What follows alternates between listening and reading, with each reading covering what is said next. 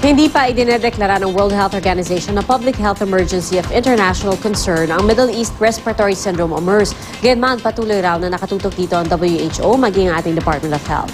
Mula sa Maynila, may ulat on the spot si Jamie Santos. Jamie? Pia, nananatiling MERS-CoV-free ang Pilipinas ayon sa Department of Health. Pero bagaman ganito raw ang sitwasyon, patuloy pa rin daw ang ginagawa nilang surveillance at pagbabantay sa mga umuuwi ng bansa galing Middle East. Patuloy pa rin binabantayan ng DOH ang kalagayan ng ilang Pilipinong nasa Middle East na naka-quarantine. Kinakitaan daw kasi ang ilan sa mga ito ng sintomas ng nasabing sakit, habang ang iba naman daw ay naghihintay na lamang ng resulta ng medical test na ginawa sa mga ito. Bagaman wala naman daw kaso ng MERS-CoV sa bansa, ilan daw sa ating mga kababayan na lumalapit sa kanila para magpasuri.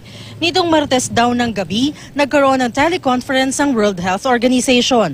Nais daw kasing tukuyin ng WHO kung idedeklara na ba nilang public health emergency of international concern ang MERS-CoV.